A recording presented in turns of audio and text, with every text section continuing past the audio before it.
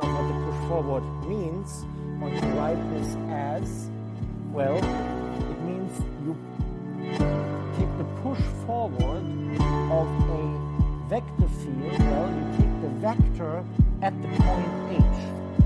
Take a vector at the point H and you push it forward, and the result is called the vector at the point H. You can add a vector field, so you can also evaluate at the point GH, and pushing forward the vector from H to this point GH, the result should coincide with the vector field that's already given there. So that's the same as here, but now it's a vector equation. Vector equation. Now how can that be? Well, because now you've got to say for every H in G, this is true. Just the same as here, but written point-wise. Okay? So that's one reformulation.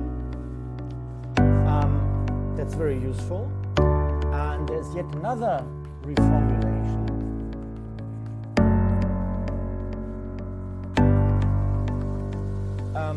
One can write it as follows. So we start from here. So we take the push forward of the vector field at the point H. We call that ought to be the vector field at H. Now, this here is again a vector at GH. But now we can apply it to an arbitrary function on F.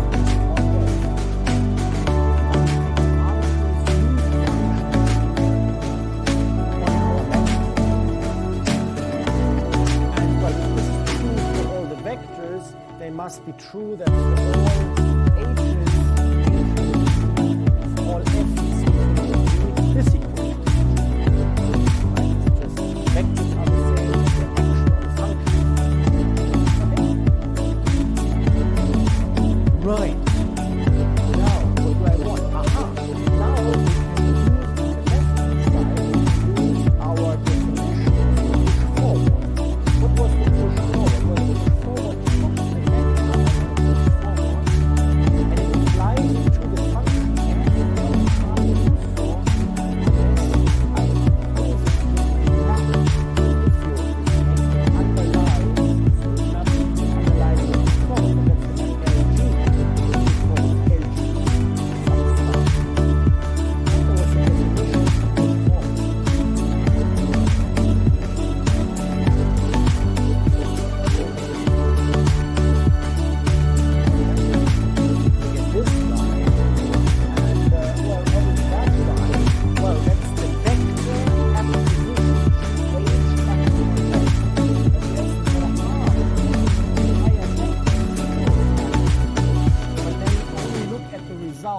evaluate the function at the point GH.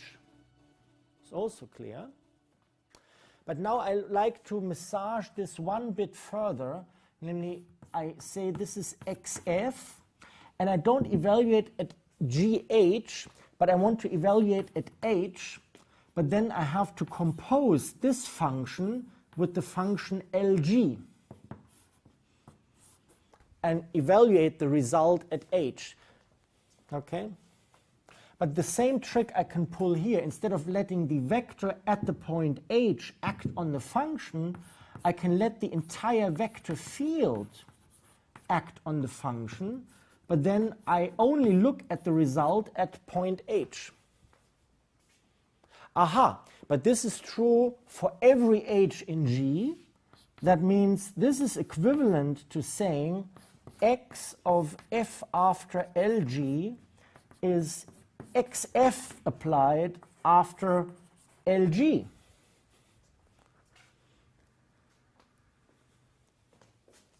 So we have these three formulations.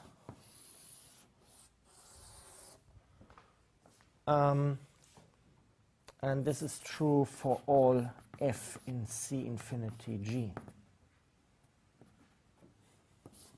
Well, the condition is that for all f it's true.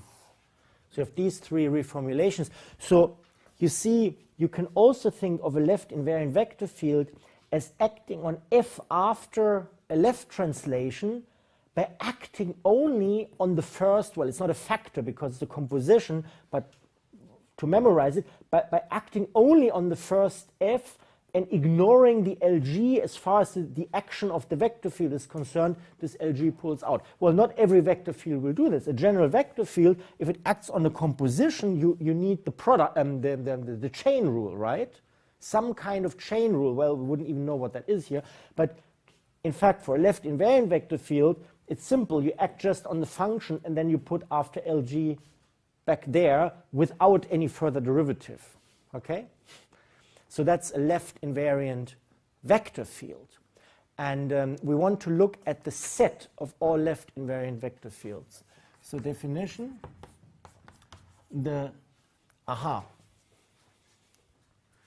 well, the set of all left invariant vector fields on a Lie group G be denoted L of G. And so far, it's only a set. But you quickly observe that the addition of vector fields, so LG is certainly a subset of all the vector fields you can have on your manifolds. So of all sections of the tangent bundle. Remember, the sections of the tangent bundle are all the vector fields, right? It's clearly a subset because it's special vector fields, a vector field with a particular property, vector fields with particular property. Now, it's a subset, and this guy here is a C infinity G module. Now we remember that vector fields, that the set of vector fields doesn't necessarily have a basis. You remember the S2, where there was not even an everywhere non-vanishing vector field, much less was there a basis for the vector fields, right? C infinity G module, and this is a subset of such a module. The question is it not only a subset, but is it also a submodule? How do we check this? Well, we have to check that the addition that actually you can have on vector fields, that if you restrict it to LG, that it stays in LG, so that it's closed, that LG is closed under addition, and you have to check whether LG is closed under C infinity multiplication, S multiplication, but both of this, hang on a second, C infinity, well, that is not so clear. LG, no, it is, and why is it? Well, because the push, so the push forward is linear if it goes from point to point. The question is it C infinity linear? Is the push forward C infinity linear?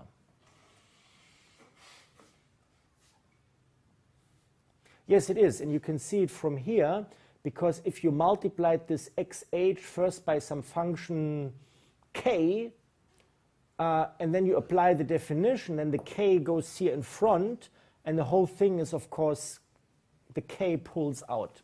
Okay?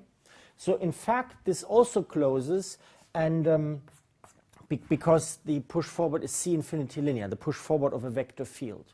So that means that LG is a C infinity G module. But of course, without knowing anything further, we don't know whether this module has a basis. Now, you remember why we didn't want to consider the sections an R vector space. I mean, certainly the vector fields, they constitute an R vector space, right? That's trivial. And you say, well, why do we deal with modules if we could have an R vector space? Well, the point is, as an R vector space, it's certainly infinite dimensional, and the same it will turn out to be true for L of G. A priori that could be the case for L of G, but it will turn out that L of G, which is in particular an R vector space, right? It is in particular. It will turn out, although this guy, the set of all vector fields, is infinite dimensional as an R vector space, this subspace LG will be finite dimensional. That we will prove now. And this LG will then be called the Lie algebra. But before we get there, we need to prove some more things. Let's first introduce some terminology. An abstract Lie algebra, and I call it abstract Lie algebra because this is true independent of whether the Lie algebra originates in a Lie group or not. So I could call this a Hodgson-Plots algebra, right? But we'll call it an abstract Lie algebra. An abstract Lie algebra, L plus dot bracket, and let me write another bracket than we used it so far. Let me write a double bracket. An abstract Lie algebra L